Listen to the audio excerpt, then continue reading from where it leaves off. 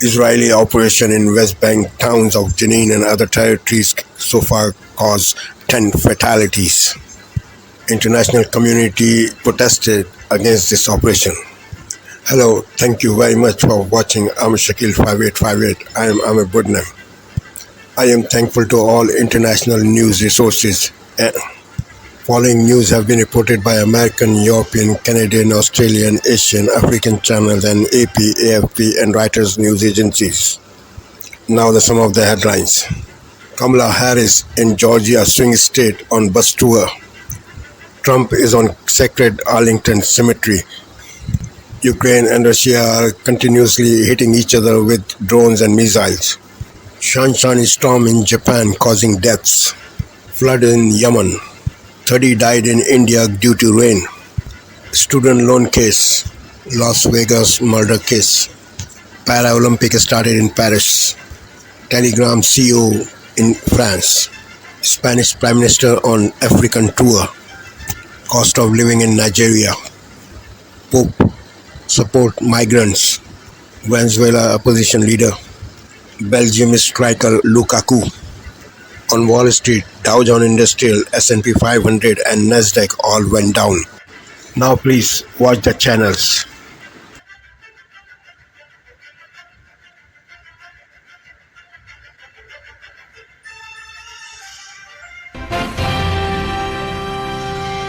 Good evening, I'm Jeff Bennett. And I'm Amna Nawaz. On the NewsHour tonight, Israel launches a large-scale operation in the occupied West Bank, targeting what it says are Palestinian militants. Kamala Harris begins a bus tour through the swing state of Georgia, while the Trump campaign comes under scrutiny for clashing with Arlington National Cemetery staff at the sacred burial site. And in a new book, former National Security Advisor H.R. McMaster recounts his time in a tumultuous Trump White House.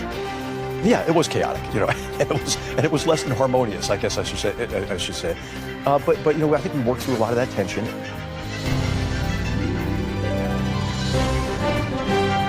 Like you. Thank you. Welcome to the NewsHour. Israel launched what it calls a counterterrorism operation in the West Bank, with hundreds of troops raiding the flashpoint city of Jenin and other areas of the occupied territory. At least 10 Palestinians have been killed in the raids, either by airstrikes or in gun battles on the ground. Israel has carried out near-daily raids in the West Bank since Hamas's October 7th attack, but this latest operation marks a significant escalation. In the dark... My pleasure.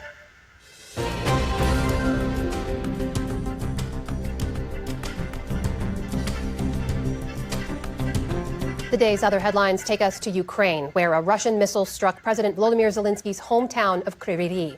8 people were injured as the city held a day of mourning for 4 people killed the day before. Russia's stepped-up aerial attacks this week come as Ukrainian battalions push further across the Russian border into Kursk. Officials there are installing bomb shelters to protect against Ukrainian strikes, and residents can't believe the war has come so close. Life has changed unexpectedly, like in a dream, Sometimes you even catch yourself thinking, is it really true? Could it really have happened? Well, it turns out that it did. CIA Deputy Director David Cohen said today that Russian President Vladimir Putin will try to take back territory in Kursk from Ukraine. But speaking at a national security industry conference, Cohen called that, quote, a difficult fight. Here in the U.S., the Supreme Court has left on hold a Biden administration plan to cut billions of dollars in student debt. Some Republican-led states are also working to block those loan forgiveness efforts. Last year, the Supreme Court rejected a proposal that would have canceled more than $400 billion in loans. The administration countered with a more tailored approach. This new plan would cap the amount people have to repay from 10% of their incomes down to 5%, and loans of $12,000 or less would be canceled after 10 years. Sarah Palin has won her bid for a new trial against the New York Times. A federal appeals court ruled today that a judge in her 2022 trial was wrong to dismiss the case while the jury was still deliberating. The former Alaska governor accused the paper of defamation after it incorrectly linked her to a mass shooting in a 2017 editorial. The Times later corrected the mistake. This case could force the Supreme Court to revisit its ruling in the New York Times versus Sullivan case, which set a high bar for public figures to prove defamation. A jury in Nevada has found a former Las Vegas politician guilty of murder in the death of an investigative journalist who wrote critical articles about him. Guilty of first-degree murder with use of a deadly weapon. Victim, 60 years of age or older. Robert Tellis shook his head as the verdict was read in court. He's been jailed without bail since his arrest in 2022, shortly after reporter Jeff Gehrman was found stabbed to death near his home. Tellis had denied killing Gehrman, saying he had been framed. He faces up to life in prison without parole. A suffocating heat wave that gripped the upper Midwest earlier this week has now moved east. A large chunk of the Mid-Atlantic was under a heat advisory today, while a more severe excessive heat warning was issued in Philadelphia. Humidity there made it feel as high as 105 degrees. Dozens of schools closed early for a second day. Meanwhile, in Michigan, crews worked to restore power to hundreds of thousands of homes and businesses after severe storms swept through last night. The nation's green energy sector added jobs at more than twice the rate of the rest of the economy in 2023. The Energy Department said today that employment in the clean energy sector, including wind, solar, and nuclear power, rose by 142,000, up 4.2% from the year before. That is more than double the broader U.S. job growth rate of 2%. Overall, the energy sector added 250,000 total jobs last year. More than half of those came from clean energy. On Wall Street today, stocks ended lower as investors braced for a major earnings report from AI giant NVIDIA. The Dow Jones Industrial Average slipped nearly 160 points. The Nasdaq gave back nearly 200 points, or more than 1%. The S&P 500 also ended lower on the day. And it was 10 years ago today that Washington was rocked by a sartorial scandal, prompted by then-President Barack Obama's choice of clothing. Good afternoon, everybody. I want to say a few words on a number of topics and take a few questions before the long Labor Day weekend. And indeed, many had questions about Mr. Obama's tan suit. In a government town where dark suits seem to be standard issue, critics saw the outfit as fundamentally unserious. But the look has since made a comeback, like when Vice President Kamala Harris wore tan at the DNC. And then there's Donald Trump and the suit he wore to the June debate against President Biden. Trump is distributing pieces of the suit to supporters if they buy enough of his digital trading cards. Still to come on the NewsHour, Chicagoans work to counter the national narrative that their city is a hotbed of violence. The U.S. Surgeon General warns of the increased stress parents are under today. And the Paralympic Games kick off with much fanfare and increased interest from around the world. This is the PBS NewsHour from WETA Studios in Washington and in the West from the Walter Cronkite School of Journalism at Arizona State University. Pleasant surprise. Gene was working extra hard today. I knew that shock train would work. All right, welcome to Can You Get More Obvious tonight. Dems force RFK onto ballots.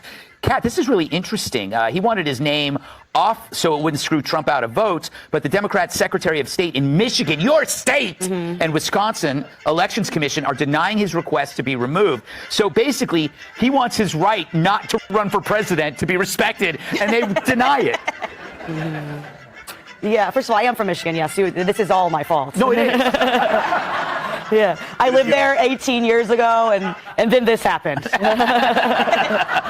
and effect. Make no mistake, they're directly related. The whole thing is just, look, you can't get off, and then you can't get on the ballot when you want to get on the ballot. They make it tough, because then but it's just, politics is dirty. It's just dirty, because at first they thought maybe that he would take votes from them, but now when they realize that actually people might be more likely to vote for Trump, and I think people started realizing that maybe even before he endorsed Trump, because a lot of his support came from people that were pissed off, particularly about COVID, which a lot of people made mistakes, but Democrats handled in a particularly, I would say, deranged, horrible, corrupt, oppressive, tyrannical way.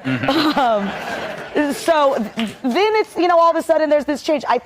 I don't know that it'll make that much of a difference, because if you're that much of an RFK dude, you probably would write him in anyway or something like that. So I'm not really sure. But yeah, politics is a dirty, dirty game. It's a dirty, dirty game, Tyrus. You know what's funny, though, is the Democrats tried to get Cornel West off the ballot in Michigan, but I think the judge said put him on. But so they wanted Cornel off and RFK on. There's some slammed because business. of his stance on Palestine. Yes. I can't imagine it.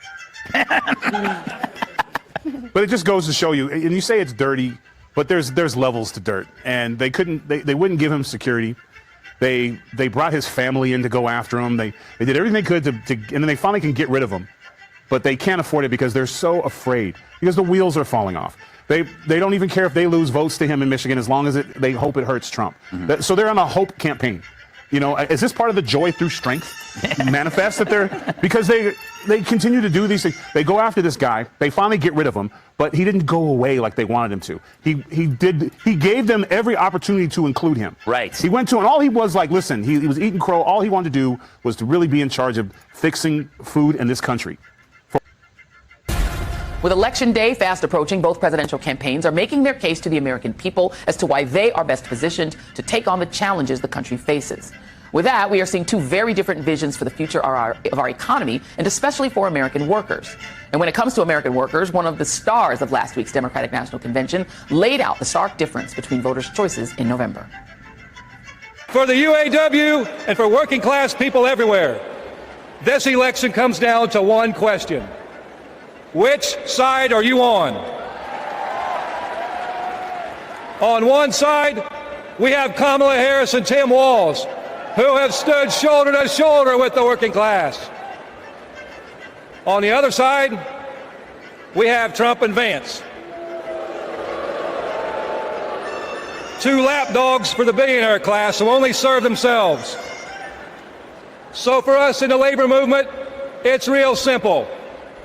Kamala Harris is one of us. Joining me now is Sean Fain, president of the United Auto Workers. Mr. Fain, it's so good to finally get you on the show. It's really great to talk to you. I read an article today that the headline was, "What do American workers want?" What do your union members want?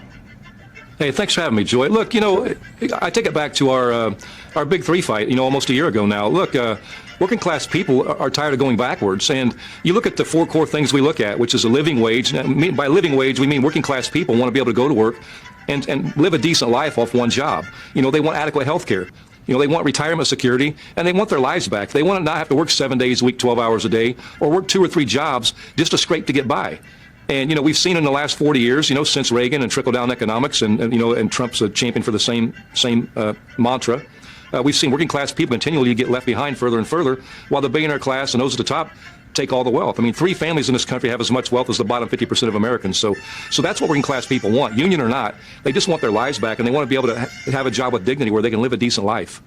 And this is the thing that I guess sort of confuses me, and I look at it and I look at the numbers, and it's sometimes really confusing. So, as Vice President, Kamala Harris has done the following. She led the White House task force on worker organizing and empowerment, ensuring workers knew their organizing and bargaining rights, protecting workers who face illegal retaliation when they organize, establishing a resource center for unions and collective bargaining, advancing equity across underserved communities. So obviously, President Biden walked a literal picket line. Donald Trump's record on American workers is quite the opposite. He changed the rules to make it harder to qualify for overtime pay. He opposed legislation to raise the national minimum wage to $15 an hour. He repealed regulations as president that protected vulnerable workers from amassing debts from payday loans. He gave tax incentives that encouraged companies to move jobs overseas. He made it harder for workers to join a union. He lied to workers in towns where he said, don't sell your homes, don't move, these plants won't close, and then those plants closed anyway. Why do so many union members and working class folks vote for this man? I think first off, let's be clear, a huge majority of our members will be voting for Kamala Harris this election. But, I think, Trump is a con artist. He talks the talk, and, people buy it. Unfortunately, reality says something different. Trump talks about how he's going to save auto jobs. Donald Trump had plenty of opportunity to save auto jobs when he was president, and he did nothing as jobs were leaving the country. He did zero. And, you look at a great contrast, when he was president, GM workers were on strike for 40 days. Donald Trump did and said nothing. Kamala Harris was out there on the picket line with GM workers, standing shoulder to shoulder, working with them. And, and you look at what she's done with the Biden administration. They're actually creating jobs in America. There's almost 30 plus EV battery plants being built in the United States right now, on top of the supply industry that's going to supply that. On top of, they work to save a community in Belvedere, Illinois. They brought jobs back to Lordstown, Ohio, workers that Trump left behind. And, the interesting part of that is, Joe Biden, Kamala Harris, and Governor Tim Walz have all stood on the picket line with striking workers. Donald Trump sits there with Elon Musk and laughs and calls Elon Musk the greatest cutter because he illegally fires striking workers. Yeah, let me play that because he did that, and we have that audio. Take a listen. Well, you're the greatest cutter. I look at what you do. You walk in and you just say, you want to quit? They go on strike. I won't mention the name of the company, but they go on strike and you say, that's okay, you're all gone. You're all gone. So every one of you is gone, and you are the greatest. You would be very good. After he said that, the United Auto Workers hit Musk and Trump with federal labor charges over those union-busting comments. What's the status of that request for an investigation and charges? We're pursuing it as far as we can because, look, Tonight, several breaking stories as we come on the air, bracing for severe storms moving into the east amid dangerous heat fueling these storms. Also breaking, the emergency landing of a United plane flying to Chicago, hitting severe turbulence. And the FBI, the big reveal tonight involving the suspect who tried to kill former President Trump. First tonight, the severe storms heading to the northeast, storms already downing trees and power lines. A falling tree in the storm, a cyclist had no time to avoid it. Firefighters battling the winds and the flames. The storms fueled by the scorching temperatures from St. Louis to New York City down to Washington, D.C. Lee Goldberg standing by with the forecast of these storms and what we're just learning tonight about that United flight to Chicago hitting extreme turbulence. Tonight, there is also news in the FBI's investigation into the attempted assassination of Donald Trump. New images tonight of the shooter's weapon, and investigators revealing the suspect had looked up both Trump and President Biden. And authorities now say when the suspect saw Trump was appearing not far from his home, that's when they say he allegedly zeroed in on that Butler, Pennsylvania rally. Tonight, Vice President Kamala Harris and running mate Tim Walz on the campaign trail, a bus tour now through rural Georgia, with Georgia now back in play. A new Fox News poll tonight showing Kamala Harris now ahead in Georgia, a very close race there. Harris now reaching out to rural voters, the major effort to bring them back into the fold, with Georgia now much closer than it was just weeks ago. And Kamala Harris doing debate prep for her showdown with Donald Trump right here on ABC, less than 2 weeks away now on September 10th. The war in the Middle East tonight, Israel's major raid in the West Bank, targeting what they're calling terrorists, aerial strikes, ground troops. We have the latest. Back here in the U.S. tonight, the former politician now convicted of murder, of killing a reporter who uncovered corruption with multiple articles on that politician. The crackdown on what authorities are calling crime tourism. They say this was not a rental car agency, that they were instead catering to thieves flying into the U.S. and allegedly then telling them where to go to target homeowners and businesses. The mosquito concerns growing tonight, several northeastern states now, including New Jersey now. The spraying in and around New York City. And we're learning more tonight about the man who died in New Hampshire. And a Labor Day weekend made in America. The family of farmers, several generations, behind something that could very well be at your Labor Day picnic. You'll know it. Made in America. From ABC News World Headquarters in New York, this is World News Tonight with David Muir. Good evening. Tonight, we'll show you the new photos from the FBI investigation into the attempted assassination of Donald Trump. The FBI releasing new details about the shooter and these images of the rifle he used, showing how it was likely broken down and hidden in his backpack. Plus, images of the potential bombs found in his car and the air conditioning unit he climbed to get to the roof and open fire. What the FBI now says about his motive after conducting nearly 1,000 interviews. Also tonight, Israel launching a major new operation in the occupied West Bank. Military vehicles rolling in, bulldozers tearing up roads, looking for explosives. Palestinians saying at least 10 have been killed. The mass casualty crash in Texas. Multiple people ejected. A passenger van rolling over. 4 now dead. Police say only 1 person was wearing their seatbelt.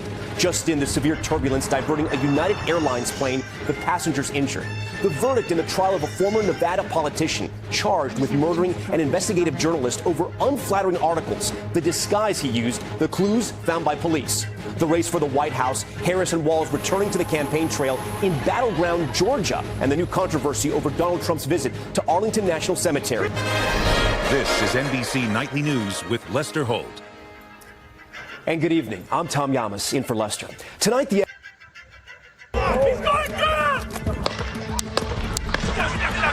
Tonight, the FBI releases new evidence and new details about the assassination attempt on Donald Trump. The motive still a mystery after investigators conducted nearly 1,000 interviews. So why did the gunman choose that rally in Pennsylvania? And was he acting alone? We have not uncovered any credible evidence indicating the subject conspired with anyone else. The CBS Evening News starts now. Good evening, I'm Nora O'Donnell, and thank you for being with us. Tonight, the FBI is releasing new images and information from that attempted assassination of Donald Trump. It's been more than a month and a half since that shooting, and there are still lingering questions. Did the shooter act alone? What was the motive? What did the search of his online activities reveal?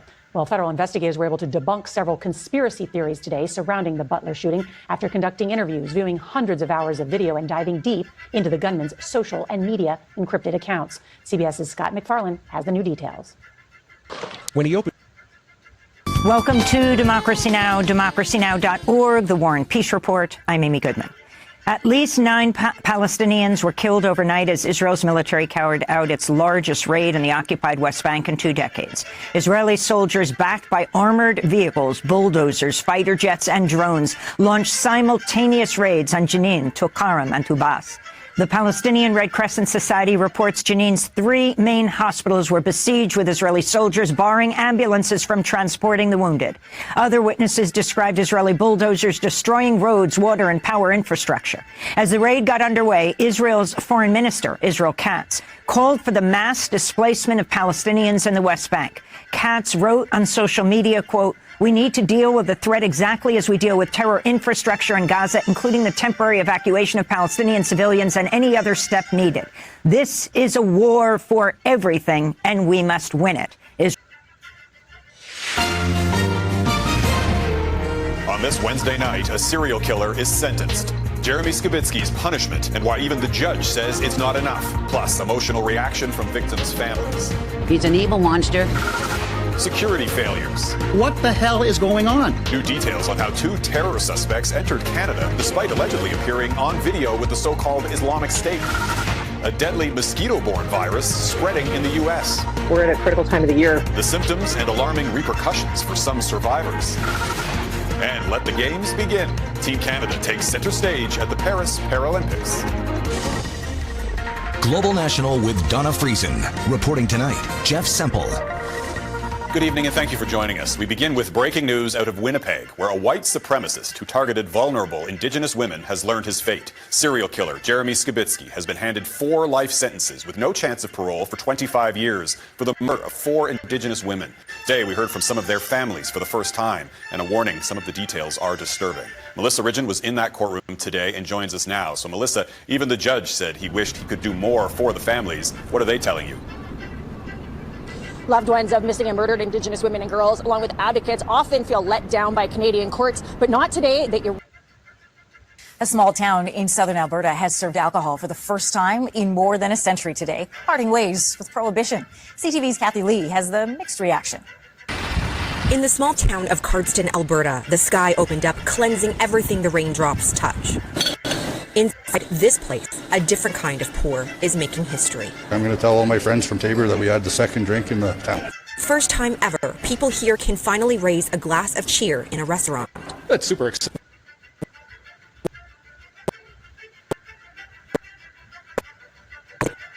An alcoholic to customers. Overwhelming and a little bit of nervousness.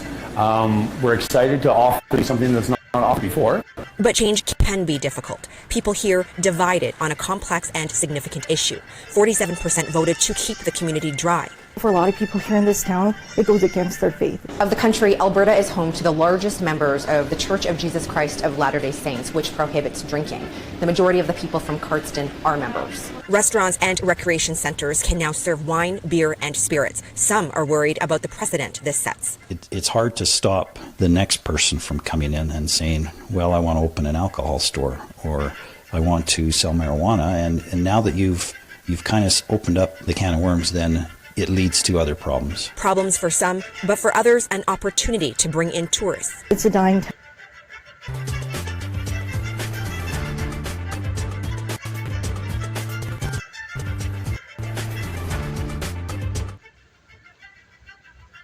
Tonight, concern from doctors across Canada as cases of whooping cough spike. It's really children, young children, infants, especially those in the first 6 months of life, that are at highest risk. Why the numbers have jumped, what parents need to know.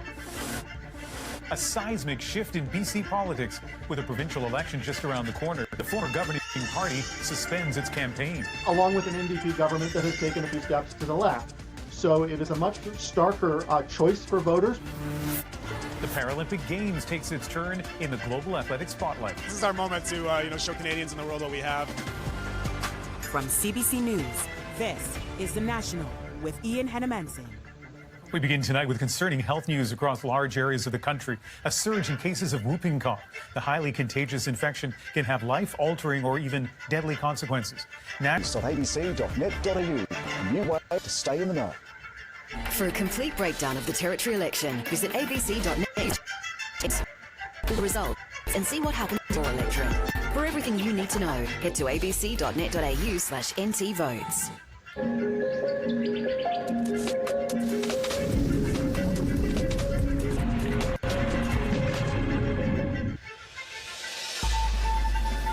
Queensland Police Union praises the heroics of the officers involved at the William Villa shooting at request his final submissions.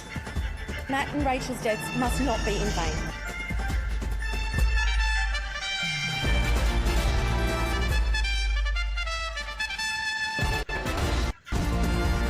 The energy market operator winds back warnings of summer blackouts thanks to new power projects. At least 10 Palestinians killed in the biggest Israeli raid in the occupied West Bank in 20 years. And Paris shines as the Paralympic Games officially get underway.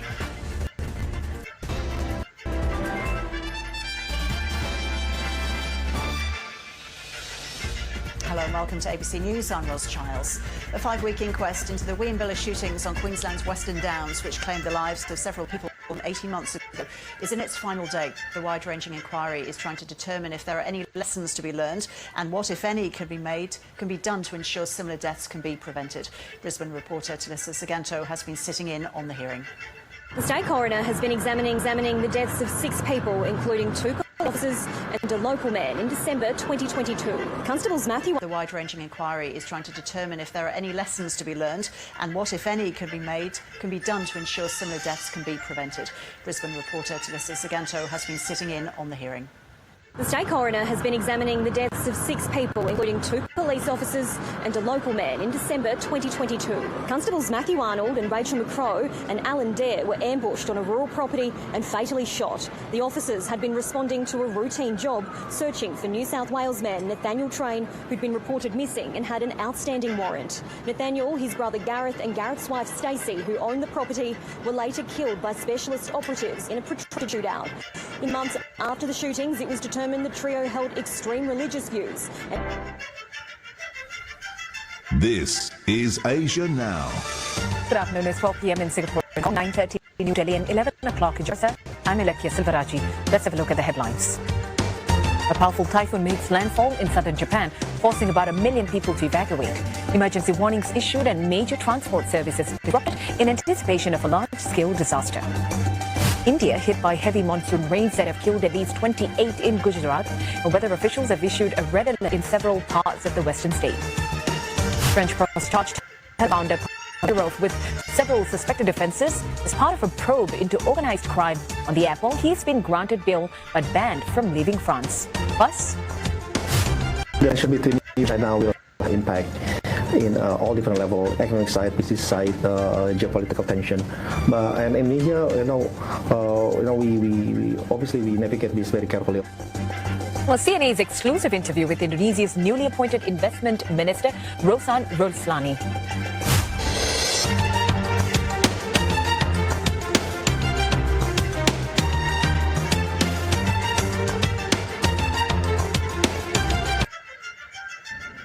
So, Blocky, in your book, Chernobyl Roulette, you set the scene for the Russian invasion of Ukraine and the misinformation about a dirty bomb that Russia accused Ukraine of developing.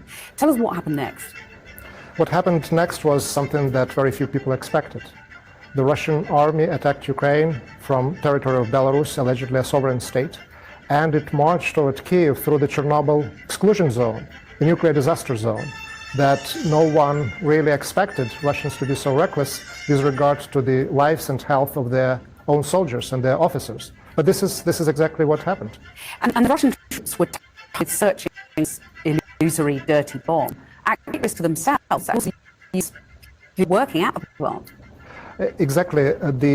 They became to a degree victims of their own propaganda, because talking about the Ukrainian dirty bomb was one of the ways to justify unjustifiable attack on the sovereign state. And the soldiers and the officers who occupied the Chernobyl nuclear power plant were really expected to prove the Russian propaganda to be right. And they started to do really very crazy things, including digging or preparing to dig into the debris and the waste, the radioactive waste that was buried after the Chernobyl accident of 1986.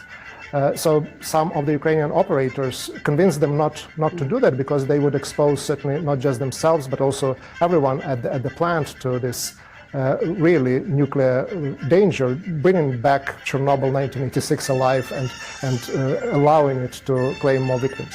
And it's incredible, really, to learn from your book of the heroism of, for example, the foreman, Valentin Hayko, who really changed the power dynamics, turned the tables, really, on the occupying forces. Explain how they did that, because it's very clever, isn't it? How they, and you know, incredibly brave. Brave and clever, and also, if you would look at Valentin Hayko, you wouldn't expect any acts of heroism from him, despite the fact that he came and started work in Chernobyl in 1987, 1 year after the accident. But what he did, he actually turned the fact that he and his people had knowledge of the place, had expertise, when the Russians had zero.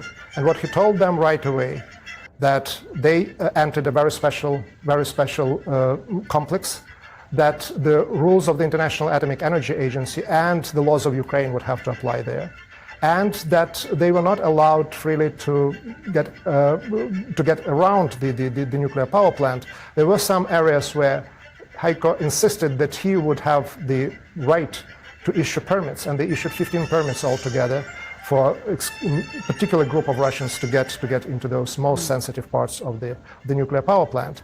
And that was the case where really knowledge became.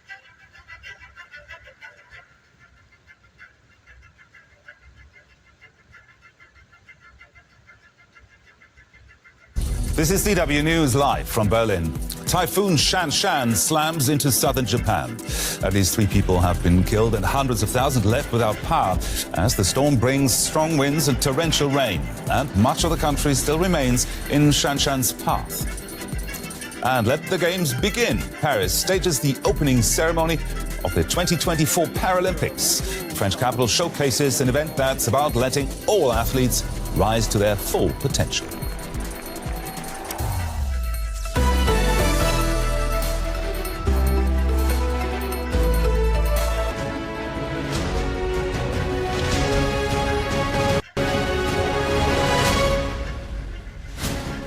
It's 7 o'clock. Coming up on today's programme for you, Keir Starmer is in the audience as the Paralympics opens with a stunning show in Paris. Plus, there'll be no smoking. The government's plan to ban cigarettes in pub gardens, restaurant terraces, and even parks. And we'll hear why doctors are urging parents to get their children vaccinated against measles. It's Thursday, the 29th of August.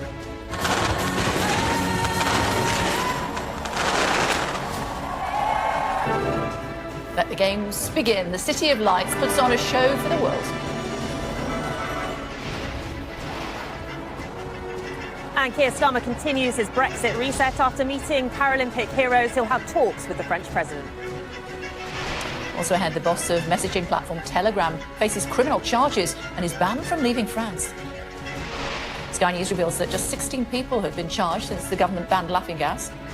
I don't know if you know much about the new law. The possession of nitroxide is classed as an offence under the Misuse of Drugs Act now.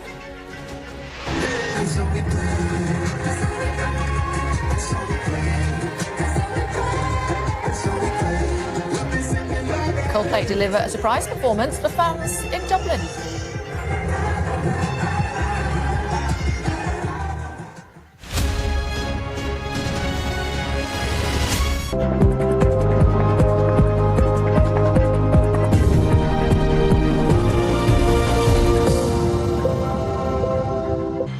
Warnings to Israel as it continues a large-scale military assault on the occupied West Bank.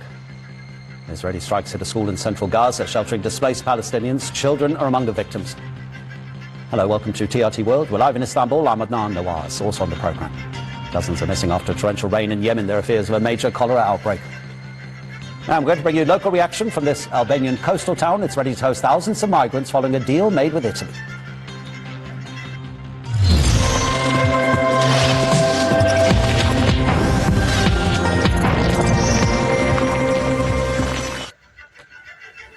Hello again, the European...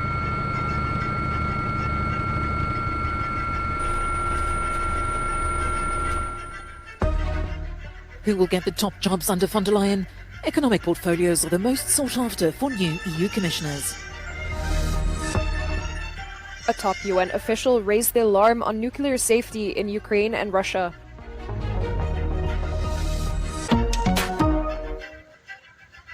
chairs waiting to be occupied by the new European Union commissioners. But who will deal with portfolios that have an economic impact, the most coveted by the 27 member states?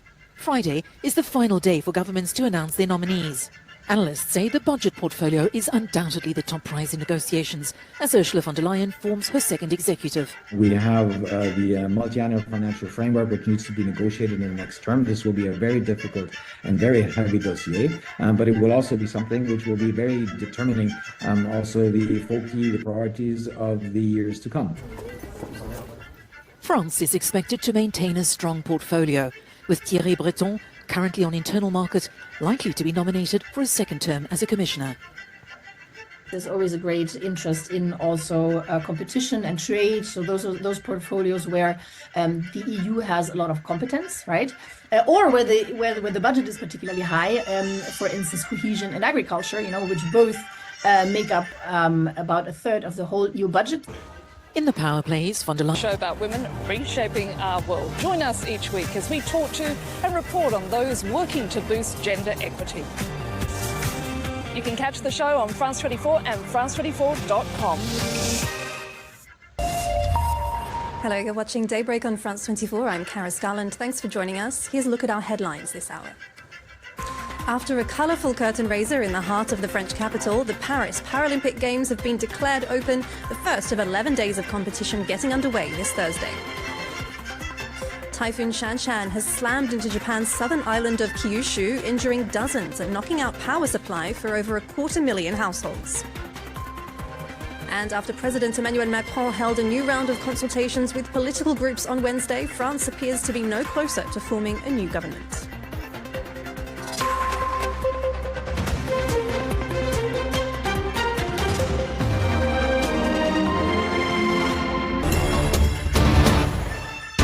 The Spanish Prime Minister begins his West African tour in Mauritania, where he seeks to combat illegal migration to Europe through the Canary Islands. The Spanish Prime Minister Pedro Sanchez began his African tour in West Africa. He landed in Mauritania on Tuesday, where he met President Mohamed Ould Ghazouani in the capital Nouakchott. Pedro said Spain will expand its circulation migration program to Mauritania and renew cooperation between the two nations' security forces to combat people smuggling and trafficking networks. Vamos a firmar una declaración para reforzar nuestra colaboración. We will sign a declaration to reinforce our collaboration in security and to combat organized crime. I want to publicly thank the government of Mauritania and its president for the efforts it has undertaken to combat irregular migration and the collaboration in the fight against human trafficking networks. Sanchez is on a 3-day tour of West Africa to reinforce bilateral relations with Mauritania, Gambia and Senegal, where the majority of migrant boats reaching the Canary Islands are being launched from. The Canary Islands are used as a stepping stone for migrants and refugees trying to reach continental Europe and has seen more than 22,000 people disembark on its shores since January, according to Spain's Interior Ministry. Nigerians find emotional release from cost of living crisis in rage rooms. Life in Lagos can sometimes be stressful, but it seems going crazy with a sledgehammer on some old TVs for half an hour might be just the antidote. While I was smashing, a lot was running through my mind, like the current status of living in Nigeria. It's gone high. You have to battle with a lot of things, cost of feeding, transportation and all that. So there's a lot to be venting for. For just $5, customers are left alone with protective gear and a sledgehammer or bat in a room for a 30-minute session with the items that are later recycled. Nobody's going to hold you for coming to smash or let your anger out here in a safe environment. But imagine if you eat your spouse or you eat your colleague or you eat a fellow motorist like you know what's you're going to get charged for all those things. But come on, I did all that here with nobody holding me. Daily stressors include traffic jam, notorious for trapping drivers for hours in the heat and smog. At times, people come in for recreation, but find something more. Those people lash out of people all of a sudden because they have this anger in them that has been built up over time. What we are saying is, come after all these pent up emotions to the shadow room and come and try it out. If it works for you, we've seen it work for some people. This is not like a joke. People break down. We've actually sent people to therapy from the room. Some people just come for fun. Rage rooms aren't allowed in other parts of the world. There is no documented evidence of the mental health benefits beyond the momentary relief that comes with venting your feelings. A damning judgment from Pope Francis. During his weekly audience in St. Peter's Square, the pontiff denounced those who are indifferent towards migrants trying to cross the Mediterranean Sea, where thousands have died in the past decade. In his view, more could and should have been done to save them. I have spoken many times about the Mediterranean because I am Bishop of Rome and because it is emblematic. The Mare Nostrum, a place of communication between peoples and civilizations, has become a graveyard. And the tragedy is that most of these dead, could have been saved. It must be said clearly, there are those who work systematically and by all means to repel migrants. And this, when it is done with conscience and responsibility, is a grave sin.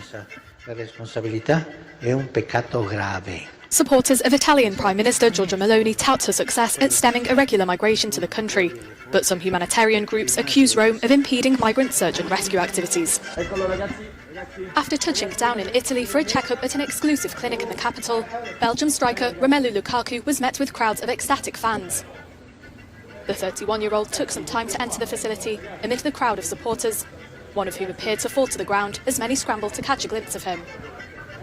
Lukaku's trip to Italy comes ahead of a move worth more than $30 million that will see him transferred from Chelsea to Napoli. The agreement brings to a close a 6-year involvement with Chelsea, split over 2 periods. An involvement that came with its challenges for Lukaku, who was loaned out to other teams after he failed to impress when he joined the London club in 2011.